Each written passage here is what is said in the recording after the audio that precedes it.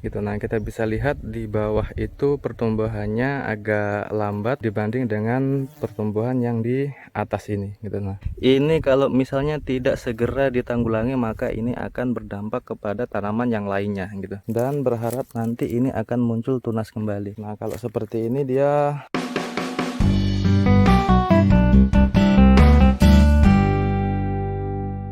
Assalamualaikum warahmatullahi wabarakatuh. Kembali lagi bersama saya Setio Prayugo di channel S Prayugo.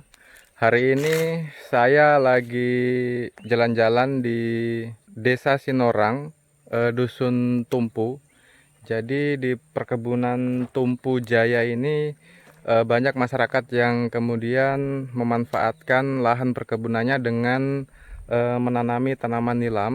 Dan kabarnya di beberapa lokasi di daerah Tumpu ini banyak yang kemudian panen nilam dengan hasil yang sangat luar biasa begitu. Nah, sehingga kemarin saya penasaran karena lokasi di daerah Tumpu ini tanahnya itu bervariatif ya. Karena ada yang struktur tanahnya itu tanah merah, ada juga yang struktur tanahnya itu seperti kecoklat-coklatan atau agak kehitam-hitaman seperti itu. Nah, kalau misalnya struktur tanah antara struktur tanah merah dengan struktur tanah yang hitam itu ini berbeda kalau ditanami tanaman nilam. Nah, sehingga di belakang saya ada beberapa pohon yang sudah terlihat subur tanaman nilamnya. Nah, untuk struktur tanahnya sendiri ini adalah struktur tanah merah.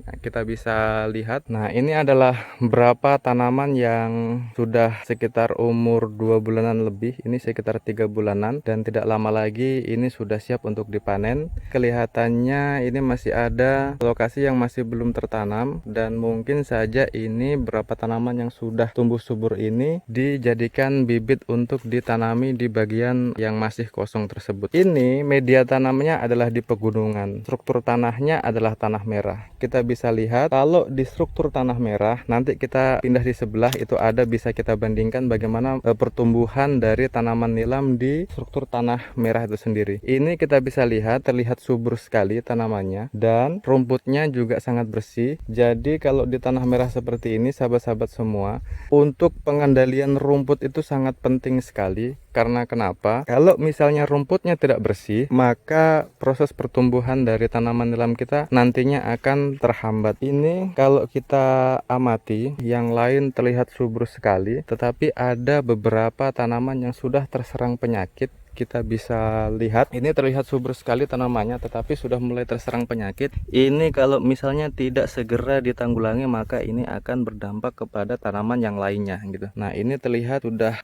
bekas dipanen, ini sudah mulai terserang penyakit. Dan sahabat-sahabat semua, ini sangat penting diperhatikan ya kalau mau menanam di objek lokasi tanah merah. Perlu perawatan yang sangat ekstra. Itu karena kenapa? Di tanah merah ini kalau pas musim kemarau, maka tanaman itu tidak bisa tumbuh subur gitu. Karena untuk pengairan sendiri kita hanya memanfaatkan hujan ya gitu. Nah, kita bisa lihat di bawah itu pertumbuhannya agak lambat dibanding dengan pertumbuhan yang di atas ini gitu. Nah, untuk lokasi ini ada cengkehnya dan di sebelah sana itu terlihat ada tanaman serai ya, serai wangi, serai merah. Karena kemarin di daerah Tumpu ini juga beberapa masyarakat menanam serai merah, karena minyak asri serai merah kemarin kalau di sini itu sangat menguntungkan sekali dan perawatan dari serai merah juga sangat gampang sekali. Tapi lambat laun harganya anjlok dan petani beralih lahannya ditanami nilam gitu untuk memproduksi minyak asri nilam. Nah, ini sahabat-sahabat semua, ini terlihat beda ya. Kita bisa bandingkan, ini adalah pagarnya. Jadi di sebelah kanan itu tanaman masyarakat beda dengan tanaman yang di sebelah sini gitu. Kita bisa lihat seperti ini tanamannya. Di sebelah sini terlihat subur ya sahabat-sahabat semua. Ini terlihat subur sekali, sangat bagus sekali. Kelihatannya masih belum pernah dipanen, luar biasa sekali. Ini sangat subur sekali sahabat-sahabat semua. Wow. Nah, jadi ada beberapa tanaman ini terlihat subur, tetapi sahabat-sahabat semua, kita akan pindah di sebelah karena yang saya katakan tadi, struktur tanah merah itu itu memang unik dia. Jarak 20-30 meter itu media tanahnya tingkat kesuburannya itu sudah berbeda. Saya juga tidak tahu karena itu terbukti di lokasi saya. Jarak sekitar radius 200 meter itu struktur tanahnya sudah berbeda. Nah, ini kita bisa lihat, ini terlihat subur sekali sahabat-sahabat semua. Ini kalau kita mau lewat sudah tidak bisa, dan kalau misalnya semua tanaman terlihat seperti ini, maka saya yakin hasil yang diperoleh nantinya itu sangat luar biasa. Dan terlihat daunnya sangat tebal sahabat-sahabat semua. Nah, ini tentu minyaknya lumayan ya. Tetapi kita lihat yang di bagian sebelah. Ini yang di bagian sebelah model tanamannya seperti ini, kemerah-merahan. Ini kalau menurut saya kurangnya air sehingga pertumbuhannya dia seperti ini, mulai kemerah-merahan. Jadi di lokasi tumpu ini sahabat-sahabat semua, tanaman umur 2 bulan hingga 2 bulan setengah itu terlihat sangat cantik sekali, sangat bagus sekali. Tetapi ketika sudah umur 3-4 bulan masuk ke 5 bulan, maka pertumbuhannya kalau tidak disuplai dengan nutrisi atau pupuk yang mumpuni, maka menuai sendirilah hasilnya seperti apa. Nah, tetapi ini saya yakin model tanaman seperti ini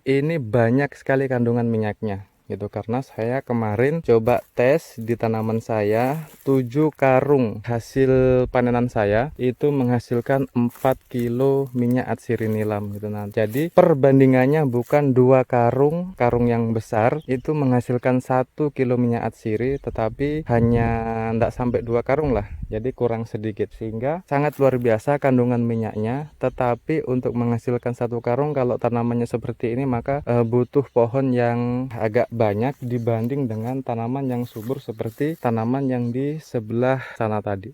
Nah, jadi kita bisa lihat ini adalah tanamannya, ini sangat subur. Nah, ini sudah siap untuk dipanen. Sepertinya orangnya sekarang ini lagi memanen, hanya saja orangnya terlihat tidak ada di pondoknya. Kita akan lihat di sebelah tanamannya. Ini perkiraan luasannya 1 hektar ini ya, dan sangat bagus pertumbuhannya. Nah, ini sahabat-sahabat semua, kalau seperti ini saya sarankan jangan dijadikan bibit, tetapi mesti ini ya, mengambil yang agak tua, keren. Nah, ini kalau lihat yang ini senang sahabat-sahabat semua ya.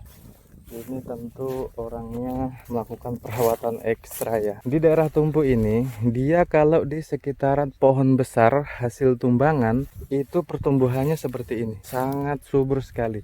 Berbeda dengan yang tidak ada bekas pohon besarnya yang sudah ditumbang. Nah, seperti ya tanaman yang merah-merah itu kita bisa lihat. Nah, ini kita lihat di tengah itu ada pohon. Nah, itu bekas tumbangan, dan kita bisa perhatikan di sekelilingnya sangat subur sekali. Nah, ini pun seperti itu sama. Nah, kita mau ini sahabat-sahabat semua terlihat orangnya sedang melakukan panen. Nah, ini bekas panenannya kita bisa lihat. Wah, tidak disisakan. Nah, ini dia metode panennya langsung dibotaki semua ya sahabat-sahabat semua, dan berharap nanti ini akan muncul tunas kembali. Nah, kalau seperti ini dia pertumbuhannya nanti agak lama untuk memancing tunas baru dari hasil panenan dari petani gitu. Nah, ini kita bisa lihat ini sudah dapat satu tumpuk. Nah, ini sepertinya sudah dilakukan penjemuran dan masih belum dipanen semuanya. Ini hanya berapa yang sudah dipanen, dan sepertinya nantinya akan bergeser ke arah kiri sana, ke depan.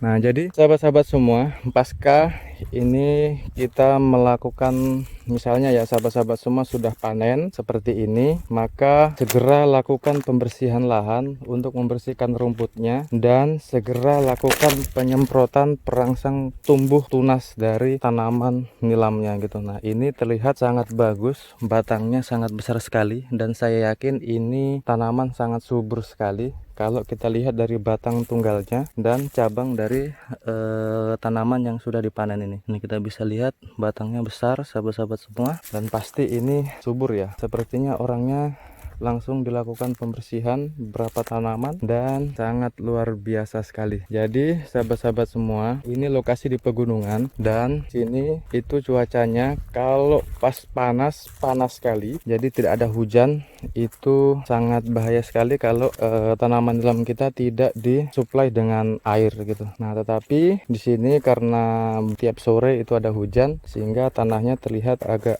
basah, tidak terlalu kering sekali. Panenannya masih belum selesai. Orangnya pun tidak ada di pondok. Sepertinya orangnya ini sedang pulang.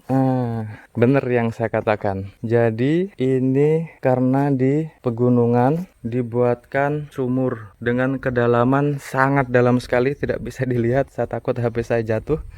Jadi bener sahabat-sahabat semua, kalau di daerah pegunungan mesti disuplai dengan air. Jadi berani membuat sumur seperti ini untuk menyirami tanaman dalamnya. Jadi pantas saja sahabat-sahabat semua, tanamannya sangat subur karena kebutuhan airnya itu terpenuhi. Nah, makanya kalau sahabat-sahabat semua punya daerah di pegunungan, maka sangat diperhatikan bagaimana sumber mata airnya gitu. Ini di lokasi satu. Ada satu lokasi di berdekatan dengan kebun saya. Untuk ketersediaan airnya itu menggunakan kincir. Ini nanti kita kalau ada waktu kita bisa singgah ke sana melihat tanaman sahabat saya yang dia menggunakan kincir untuk mengairi tanamannya. Nah, jadi saya percaya kalau misalnya di tanah merah objek tanam kita dan lokasinya itu di pegunungan, maka sumber airnya itu perlu diperhitungkan agar supaya tidak kekeringan tanaman kita. Kalau kekeringan maka dia akan daunnya memerah seperti itu dan nantinya akan rontok gitu. Oke, sahabat-sahabat petani nilam di seluruh Indonesia. Jadi sebenarnya ini kalau ada pemiliknya kita bisa ngobrol, tetapi ini terlihat tidak ada pemiliknya, tetapi kita bisa melihat tanamannya yang sangat luar biasa. Ini sangat subur sekali dan saya yakin ini hanya beberapa pohon sudah mendapatkan satu ikat untuk dilakukan penjumuran gitu. Nah, jadi sahabat-sahabat semua, beberapa informasi penting yang mana bahwa kalau mau menanam di daerah pegunungan maka mata air atau sumber air itu mesti diperhitungkan untuk menyuplai kebutuhan air dari tanaman kita gitu. Nah, dan untuk nutrisinya maka juga itu sangat penting, plus pengendalian rumputnya itu juga segera dilakukan seekstra mungkin untuk mengendalikan rumputnya. Nah, jadi mungkin itu sahabat-sahabat semua, mohon maaf kalau ada kata yang salah, dan semoga ini bisa menjadi informasi buat kita semua dan kita bisa sharing di video saya ini. Nah, ini kalau misalnya ini sudah bisa dijadikan bibit, kalau misalnya ada yang membutuhkan bibit bisa jalan-jalan kemari di daerah Tumpu. Lokasinya itu masuk di wilayah Sumur Sukamaju gitu, sumur gas ya. Nanti bisa dilihat pas di pinggir jalan bertepatan tanaman nilamnya. Oke, sekian dari saya Setio Prayogo. Salam petani nilam Indonesia. Wassalamualaikum warahmatullahi wabarakatuh.